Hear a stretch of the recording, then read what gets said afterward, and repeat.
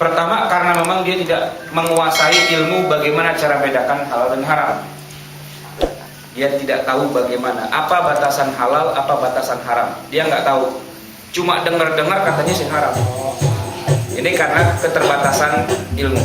Yang kedua, memang bukan karena keterbatasan ilmu, tetapi karena memang para ulama yang ahli di bidang itu pun juga berbeda pendapat tentang masalah yang syubhat. Nah, lepas dari masalah kemudian itu perbedaan ulama, apakah ini boleh atau tidak boleh? Kalau kita tarik kesimpulan yang amannya, orang yang akan selamat adalah orang yang berhati-hati untuk tidak tercebur kepada sesuatu yang dia sendiri belum jelas apakah itu halal ataukah itu haram. Lepas dari masalah vonis resmi yang dia keluarkan. Maksudnya begini, kita ambil sebuah contoh. Ketika ada sebuah harta yang syubhat, nggak jelas, ini SPJ-nya keluar, cuma masalahnya kemudian kok lebih, nggak sesuai dengan realita. Nah, secara aturan teknis, sebenarnya kalau emang sudah diberikan, ya itu terserah kita mau manage kayak apa. Cuma kalau dilihat secara logika, katakanlah kemanusiaan, saya sebenarnya nggak butuh segini. Ini lebihnya banyak banget buat saya. Logika kemanusiaan kita. Sehingga sebenarnya kalau saya melakukan penghematan, saya tidak harus menghabiskan semua, masih bisa sebenarnya. Walaupun sebenarnya secara teknis memang sudah diberikan. Nah, ini kan wilayah yang seringkali mencuat ke permukaan. Halal apa tidak? Perusahaan ngasih saya tiket Jakarta Surabaya. Sebenarnya saya bisa aja naik yang lebih murah, padahal tiketnya lebih mahal. Jakarta Surabaya dihitung 1 juta, padahal saya bisa naik yang lebih murah cuma 500.000. Nah, masih ada selisih 500.000. Pertanyaannya, 500.000 itu halal apa enggak? Itu pasti akan jadi polemik. Nah, sebagai orang yang bukan ahli hukum, kalau dia ahli hukum, dia bisa dengan tegas menyebutkan alasan-alasannya kenapa jadi halal atau kenapa jadi haram. Tapi sebagai orang awam, nah ini kan menggantung, nggak jelas. Ini 500.000 ini jadi halal apa jadi haram? Nah, orang yang dikatakan wara itu adalah orang yang menghindari hal-hal seperti itu. Ketika dia nggak tahu ini halal apa enggak ya, gitu ya, maka dia hindari, cari selamat, istilahnya begitu. Sebenarnya kalau dia mau paksakan diri, cari-cari alasan yang kira-kira jadi halal itu bisa-bisa aja sebenarnya. Cuman masalahnya karena dia tidak menguasai permasalahan ini, daripada nanti saya jatuh kepada yang haram, maka saya tidak menggunakannya, saya kembalikan. Nah, ini tidak ada kaitannya dengan masalah halal atau haram, karena yang bisa membedakan halal atau haram itu adalah para mujtahid, para ahli syariah yang dengan logika syariah nanti akan dikaji dari segala sudut sisi pandangan.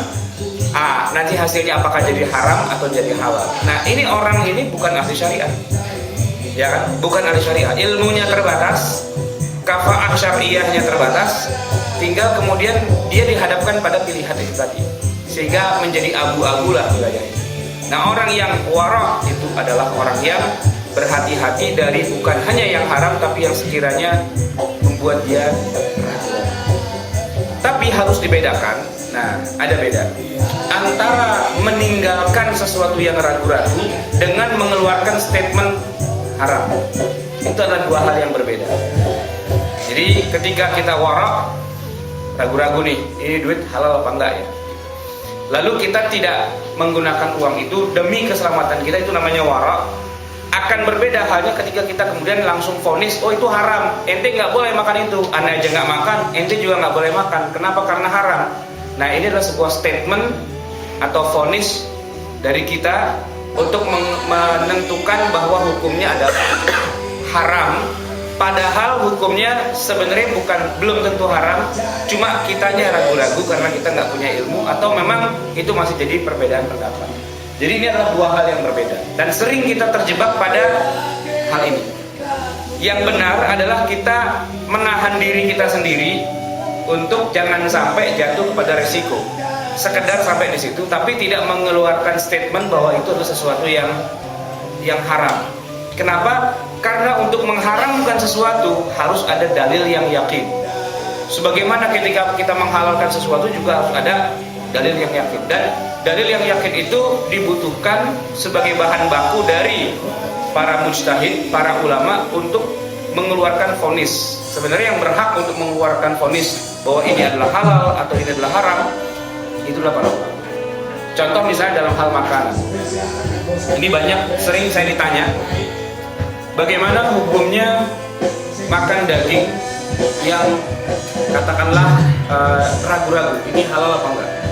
Di sebuah restoran, konon kabarnya di situ dimasak pula makanan yang tidak halal, entah dicampur dengan apa itu kalau orang Jepang sake, angjiu atau apalah gitu ya kan. Nah, sebagian makannya dimasak dengan itu, dan kemudian itu menimbulkan keraguan pada kita, halal apa enggak ya. Nah, pada saat kemudian kita merasa ragu lalu kita tidak memakannya, itulah sesuatu yang dikatakan tadi wara, menjaga diri dari hal-hal yang kita sendiri ragu-ragu, ini halal apa enggak.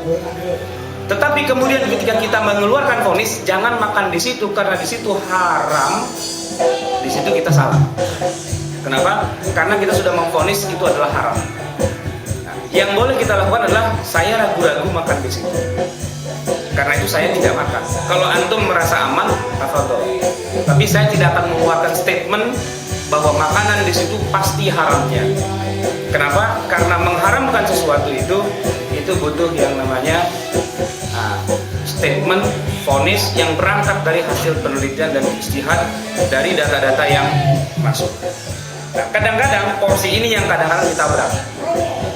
Warok itu sudah benar, tetapi kalau waroknya kelewatan, jadi akhirnya jadi hakim, menghakimi orang yang pada begitu, nah itu yang menjadi salah juga. Waroknya sudah benar, menghakiminya yang kemudian menjadi keliru. Nah, seperti itu. Nah, ikhwati fillah rahimakumullah, di dalam kehidupan kita sehari-hari, wabil khusus sebagai pegawai di sebuah perusahaan, instansi, ataupun juga di instansi pemerintahan, wilayah-wilayah abu-abu ini kelihatannya cukup lebar, bandwidthnya cukup besar, dengan variannya, dengan berbagai, dan memang seolah-olah seperti disengaja, di mana wilayah abu-abu ini semakin banyak, sehingga hal yang antara halal dengan haramnya tidak jelas, itu memang dibikin semakin tidak jelas. Misalnya contoh yang sederhana, bagian purchasing, bagian pembelanjaan. Sebuah perusahaan butuh katakanlah aset atau benda-benda tertentu, lalu kemudian kita belanjakan di satu tempat di bagian pembelanjaan. Dia bisa saja sebenarnya melakukan penghematan, tetapi dia juga punya hak untuk menetapkan budget sekian. Budget sekian itu tergantung dia, kalau dia mau bikin penghematan bisa, kalau dia nggak mau bikin penghematan juga bisa juga. Toh perusahaan juga percaya pada dia, gitu kan? Nah, kalaulah dia tidak melakukan penghematan, artinya di situ dia terjadi pemborosan, terjadi menghambur-hamburkan dana dan sebagainya. Lalu kemudian muncul pertanyaan, kenapa? Atau bagaimana ini hukum kelebihan yang seperti ini? Kalau ditarik secara aturan hukum syariah hitam putihnya, itu bisa jatuh halal. Kenapa bisa jatuh halal? Karena yang melakukannya adalah orang yang memang punya power atau punya, katakanlah istilahnya, punya wewenang untuk itu. Punya wewenang, memang dia punya wewenang. Memang wewenangnya dia untuk menuliskan angka yang lebih besar dari yang seharusnya. Itu memang tugasnya dia, wewenangnya dia, otoritasnya dia. Sehingga kalau dia melakukan itu, dia nggak melakukan kesalahan sebenarnya, karena memang otoritasnya dia dan masih di dalam wilayah yang katakanlah aman, markupnya nggak kegedean. Sehingga kalau ditanya apakah itu halal atau tidak, tanya kepada para ahli syariah kan balikin lagi, bahwa melakukan seperti itu di dalam prosedur perusahaan itu sebenarnya itu boleh apa enggak? Kalau perusahaannya membolehkan hal itu, jawabannya jadi boleh. Karena prinsipnya adalah al-muslimuna 'inda syurutihim. Setiap muslim itu terikat dengan akad yang dia sepakati dengan pihak lain, dengan perusahaan misalnya. Boleh nggak sih telepon di kantor ini saya gunakan buat nelpon orang di rumah? Boleh nggak? Ya kembalikan ke kantor, pertanyaannya SOP kita membolehkan apa enggak? Nah biasanya di situ nggak jelas, antara boleh dengan tidak bolehnya itu nggak jelas. Kalau boleh batasannya berapa, kalau tidak boleh batasannya berapa, kan nggak ada, ya kan? Nggak ada. Orang yang wara itu karena nggak punya batasan itu, maka daripada ntar saya ditanya summa latus alunna yauma idzin anin naim, mendingan gue pakai HP gue sendiri aja. Jelas, ini punya saya mau nelpon anak saya mau nelpon istri saya, mau nelpon siapapun, saya nggak pakai fasilitas kantor. Tetapi kantor pun sebenarnya memberikan dia fasilitas untuk bertelepon. Nah, tinggal kadang-kadang kalau di kantor swasta itu aturannya mungkin lebih jelas. Saya nggak tahu kalau di Excel lebih gimana. Jelas berapa menit gitu, atau ada limitnya atau bagaimana? Hah? Oh, sudah enggak ya? Ya handphone dikasih jatah ya, setiap bulan sekian, lebih bayar sendiri. Terus kalau kurang ambil lah, angus ya. Oke, itu jelas. Tapi kalau di instansi pemerintahan kan nggak ada jatahnya, ya kan? Nggak ada batasannya. Dan memang sengaja dibikin tidak ada batasannya, biar bisa lebih longgar dimainkannya. Jadi pembayaran telepon itu bisa digunakan telepon luar negeri, telepon kemana, dan yang menggunakannya adalah orang yang diberikan amanah atau power itu untuk melakukan, sehingga kembalinya kepada istafti qalbak, mintalah fatwa kepada hati kamu, kan begitu. Nah, orang yang wara itu orang yang mengatakan sebenarnya hati nurani saya mengatakan ini nggak benar. Hati nuraninya bilang nggak benar karena bukan hak saya, walaupun saya punya jabatan. Gitu.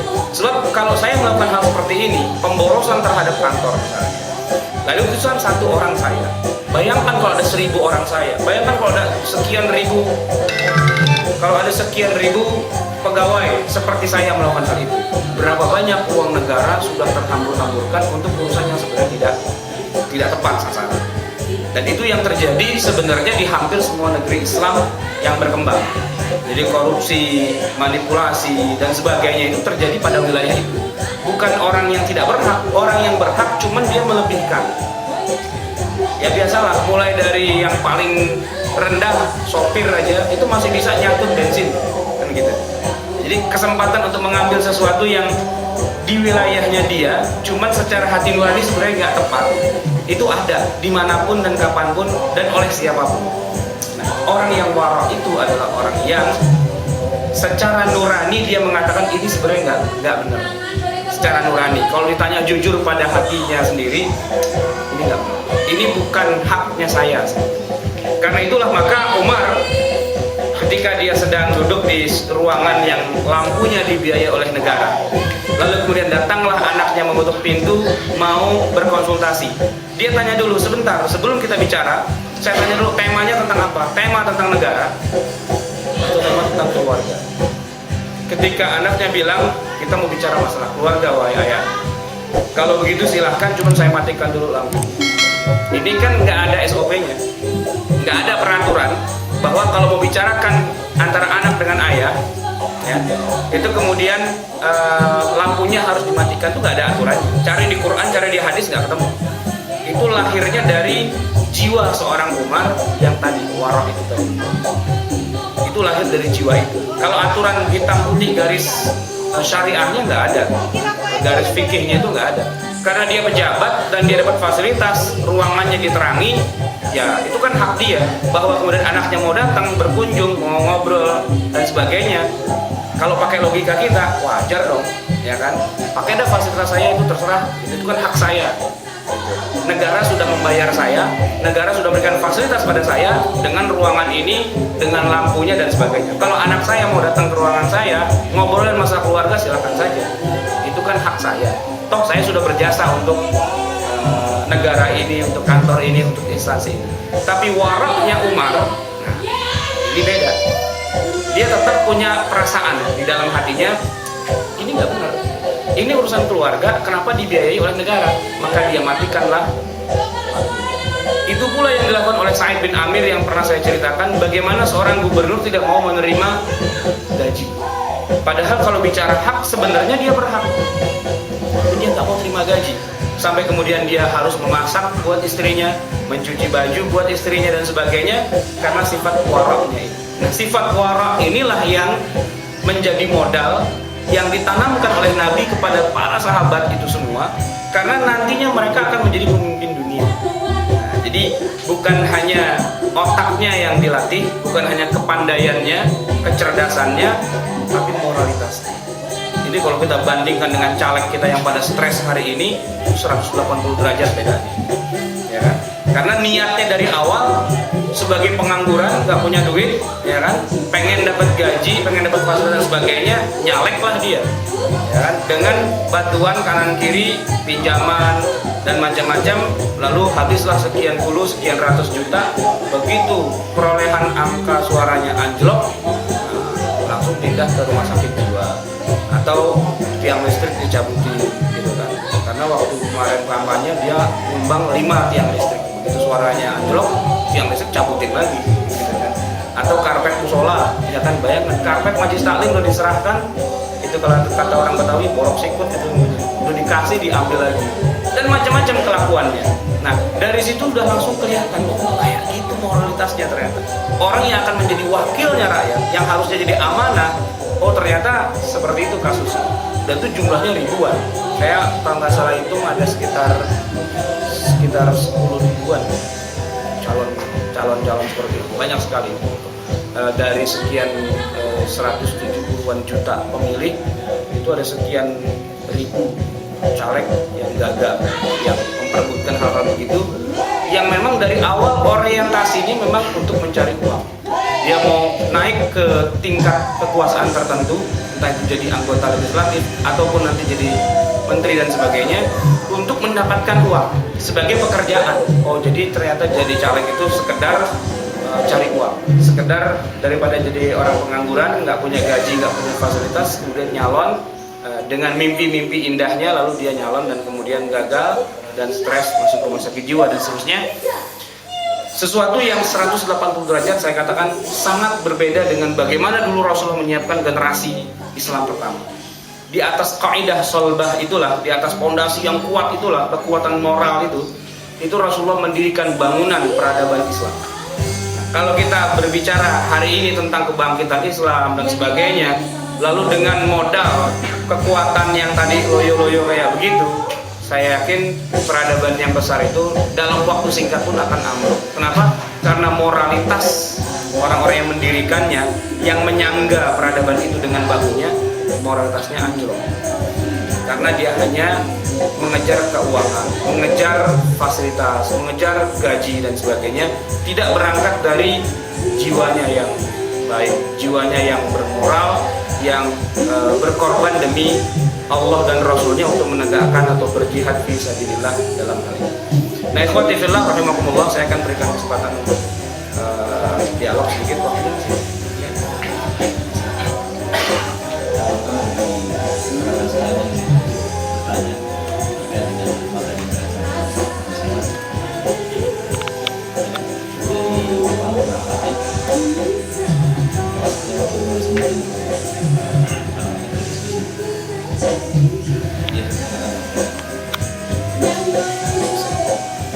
Ada ini kan tadi kriteria bedanya hemat dengan kikir gitu ya.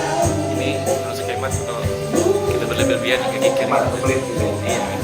Sekarang gini, aku bertanya apa beda kriteria antara orang hemat dengan pelit, dengan kikir ini? Saya mau tanya, kalau ada orang bajunya cuma satu-satunya, nggak punya ganti, itu pun juga dengan aksesoris tambalan 40 biji, itu kira-kira hemat apa pelit? Menurut antum? Masih punya orang lagi masih pelit. Dia kalau mau sih bisa, cuma dia nggak mau, dia hanya pakai baju itu satu-satunya dengan tambalannya 40 biji. Pelit itu Umar bin Khattab radhiyallahu anhu, aku duduk pelit.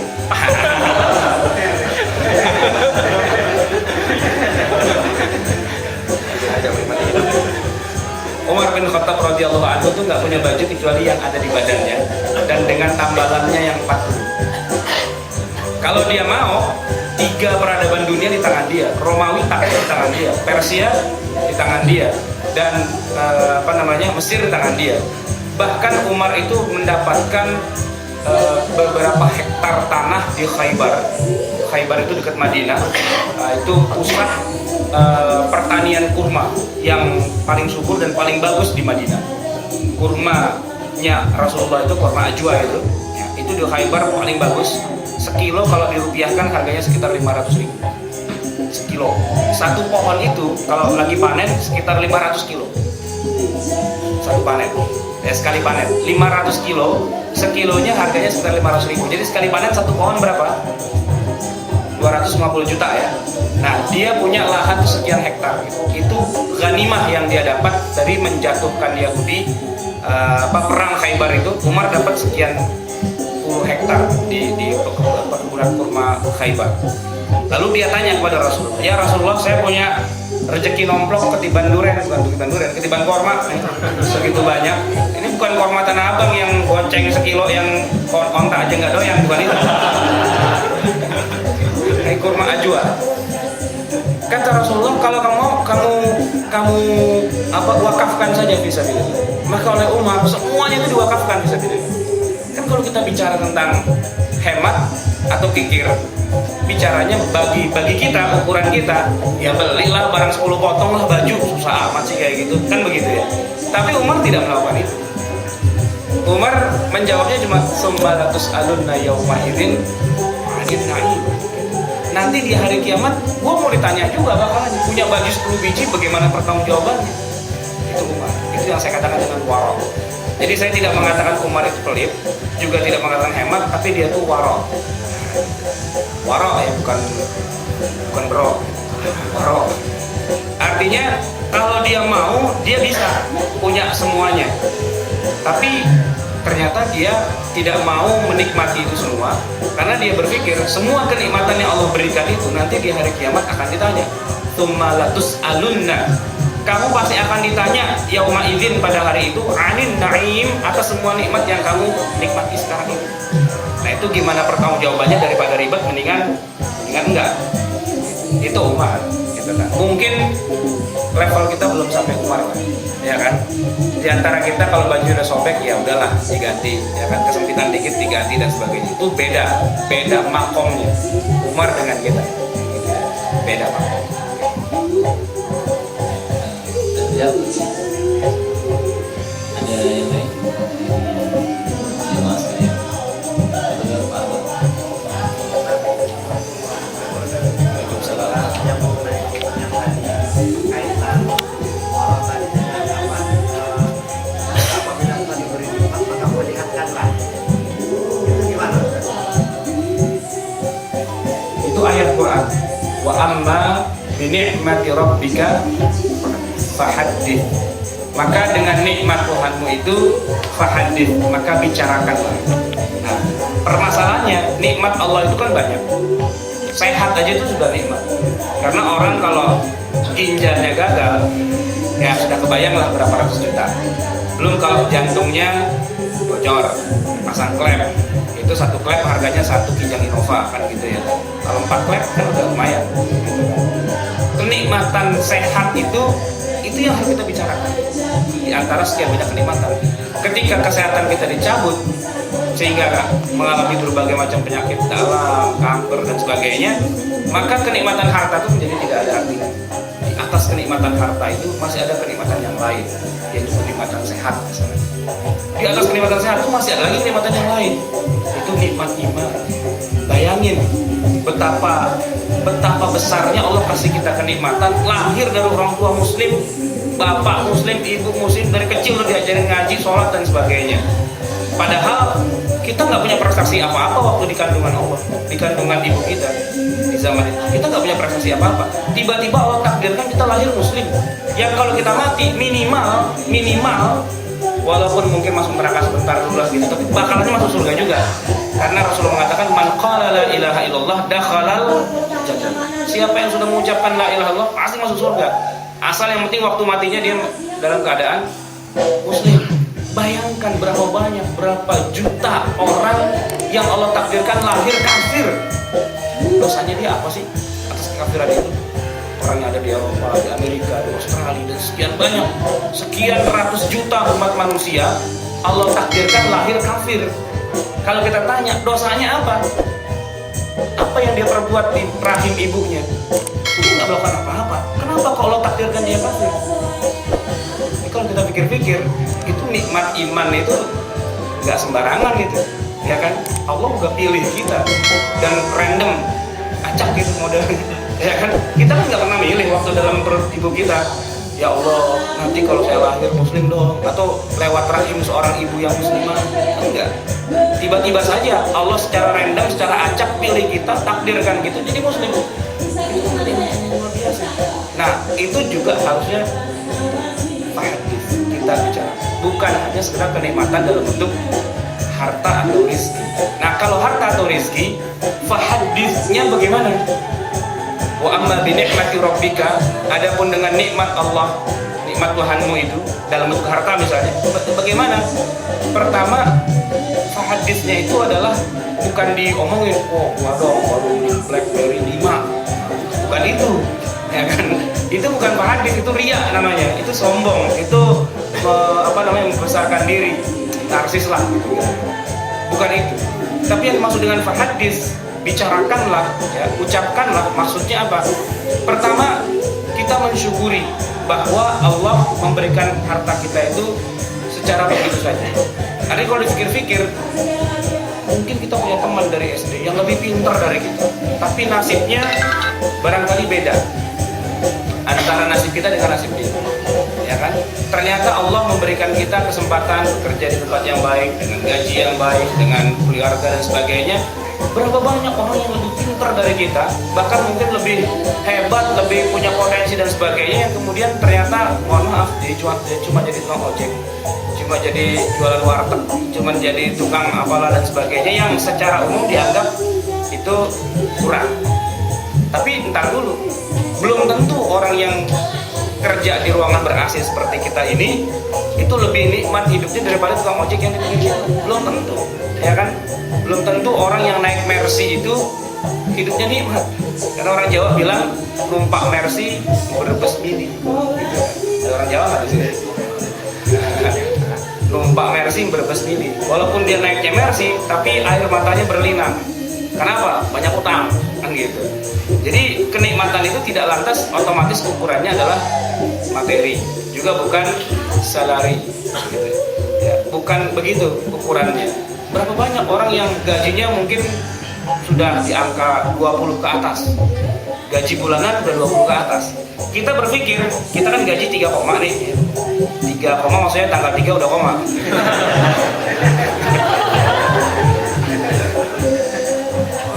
Kita berpikir, wah kalau gaji gua sebulan 20 enak nih kelihatannya nih, agak lega lah ngaturnya gitu kan.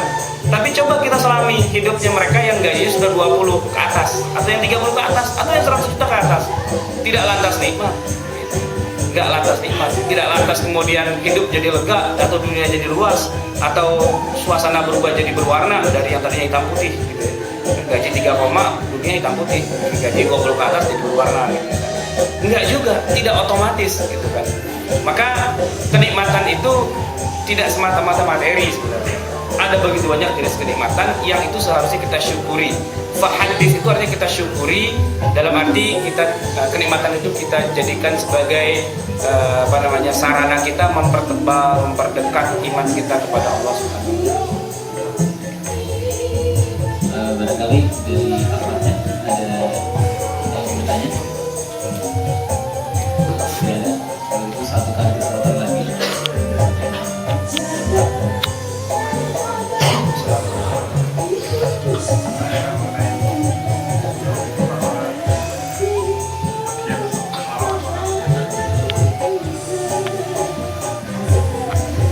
Ya memang ada beberapa istilah, ada istilah wara, ada istilah zuhud.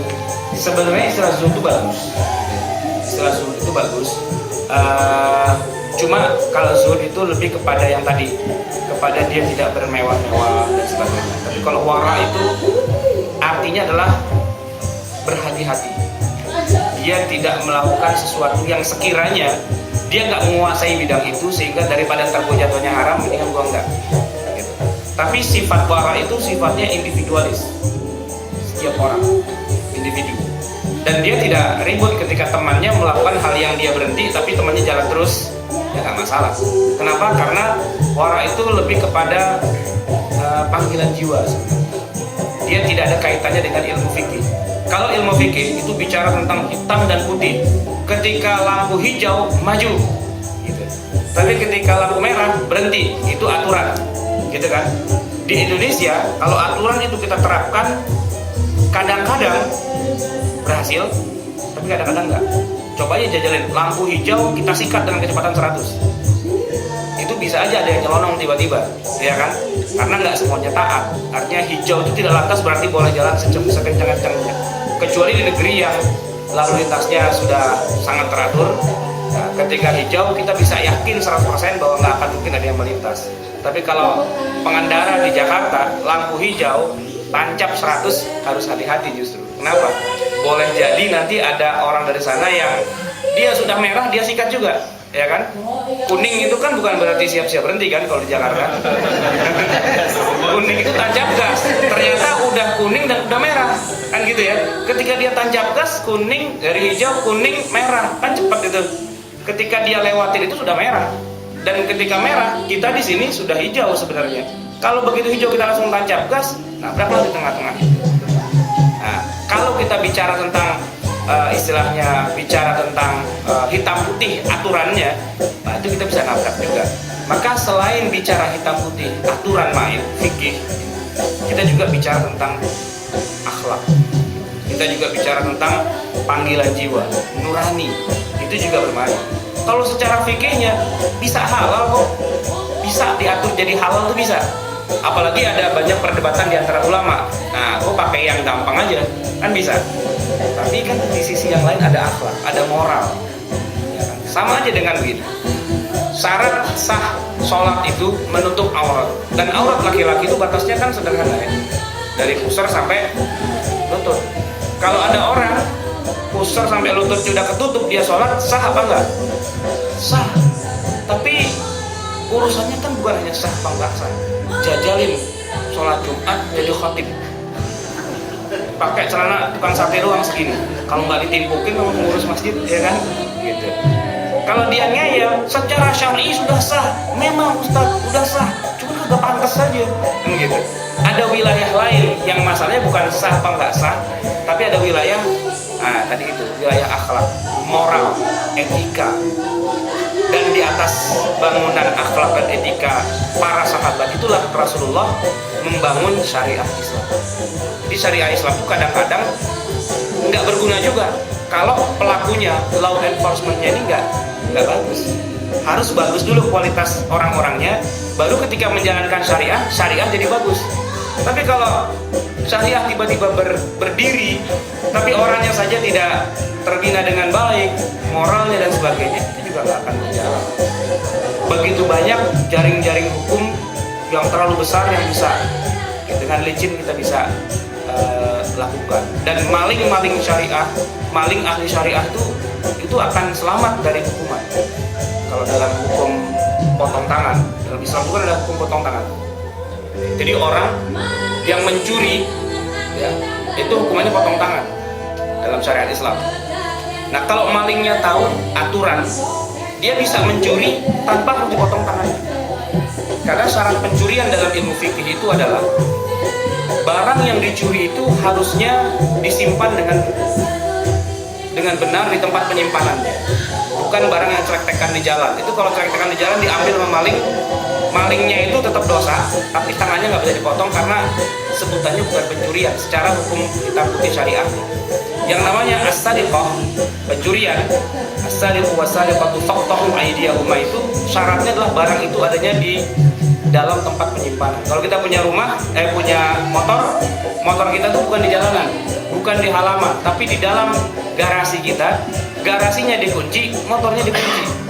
Kalau maling kemudian mendobrak pintu pagar kita, dobrak pintu garasi kita, pakai kunci didobrak juga kunci motor kita, lalu dibawa kita, motornya dibawa. Nah, itu namanya maling yang tangannya bisa dipotong. Nah, kalau ada maling belajar ilmu syariah, dia bisa ngambil motor tanpa dipotong tangannya. Malingnya dua. Yang pertama, maling itu mendobrak pintu pagar, mendobrak pintu garasi, membuka stang motor, ya. Kemudian motornya nggak dibawa, cuma ditaruh di pinggir jalan aja. Setelah itu dia pergi. Kan dia nggak ngambil apa-apa kan? Dia nggak ngambil sesuatu, nggak masuk dalam hukum maling. Karena dia nggak ngambil, dia cuma ngeluarin doang. Lalu maling yang satu lagi tinggal ngambil dari pinggir jalan itu maling ngerti syariah. Jadi untuk jadi maling pun harus belajar syariah juga, biar nggak dipotong tangannya. Sama, kita juga bisa jadi maling juga pada bulan Ramadan. Bulan Ramadan itu suami istri kan tidak boleh melakukan hubungan suami istri, ya kan? Membatalkannya dengan hubungan suami istri itu ya kena kafarat 2 bulan puasa berturut-turut, walaupun sudah hari yang terakhir ternyata batal, itu harus pulang lagi 2 bulan lagi seperti itu. Tapi maling-maling syariah itu bisa melakukannya dengan mudah. Ketika lagi siang-siang hari bulan Ramadan, begitu ada keinginan, ke puncak yuk, ke Bandung yuk, kan safar itu. Dalam kondisi safar, orang boleh nggak puasa, dan dalam kondisi nggak puasa boleh melakukannya. Kan gitu, ini rahasia, jangan kasih tahu siapa-siapa. Ada caranya ternyata. Jadi belajar syariah itu juga harus punya moral juga, harus punya akhlak juga. Nah, akhlak ini yang kadang-kadang kita nggak punya. Tahu hukum aturan mainnya dan tahu bagaimana cara menggocet bolanya. Akhirnya syariah menjadi tidak ada artinya. Wallahu a'lam bishawab. Alhamdulillah. Mungkin banyak yang masih penasaran, tapi karena waktu sudah membatasi kita dan kita juga harus segera kembali ke tempat kita masing-masing, kita bisa cukupkan sampai di sini. Dan ibrahnya sangat banyak sekali yang bisa kita dapatkan di siang hari ini, terutama kalaupun kita juga coba aplikasikan dalam pilihan pekerjaan kita ya, masalah hemat tadi dan masalah farok tadi, masalah berhati-hati tadi gitu. Sehingga apa yang mungkin disampaikan message dari pimpinan kita juga bisa kita implementasikan dengan baik dan tidak melanggar ya, tidak artinya apa yang kita kerjakan sesuai dengan syariat Islam dan juga bisa sesuai inline dengan apa yang diinginkan oleh pimpinan kita seperti itu. Sehingga Islam ini kita sebagai muslim di sini juga bisa berbuat sebagai muslim yang taat, muslim yang baik dan bisa dicontoh oleh seorang rekan kita yang lainnya. Mungkin kita cukupkan sampai di sini, kita akhiri dengan doa. Ustaz. Bismillahirrahmanirrahim. Alhamdulillahirabbil alamin. Hamdan yuwafi ni'amahu wa yukafi mazidah. Ya Rabbana lakal hamdu wa lakal syukru kama yanbaghi li jalali wajhika wa li 'azimi sultanik. Subhanaka la nuhsi thana'an 'alaika anta kama athnayta 'ala nafsik. Falakal hamdu hatta tarda wa lakal hamdu idza radit wa lakal hamdu ba'da ridha. Allahumma salli wa sallim wa barik ala Muhammadin wa ala ali Muhammad. Rabbana zalamna anfusana wa illam taghfir lana wa tarhamna lanakunanna minal khasirin. Rabbana amanna bima anzalta wattaba'na ar-rasula faktubna ma'asy syahidin. Rabbana la tuzigh qulubana ba'da idh hadaytana wa hab lana min ladunka rahmah innaka antal wahhab. Rabbana la taj'alna fitnatan lil qaumidh dhalimin فنجنا برحمتك من القوم الكافرين. ربنا أرنا الحق حقا وارزقنا اتباعه وأرنا الباطل باطلا وارزقنا اجتنابه. ربنا آتنا في الدنيا حسنة وفي الآخرة حسنة وقنا عذاب النار. وصلى الله على محمد وعلى آله وصحبه وسلم والحمد لله رب العالمين. السلام عليكم ورحمة الله وبركاته. Jazakallahu khairan kepada Ustaz Muhammad atas waktu dan kesempatan yang diberikan, dan juga kepada jemaah sekalian. Kita tutup dengan doa ikhlas majelis. Wassalamualaikum warahmatullahi wabarakatuh.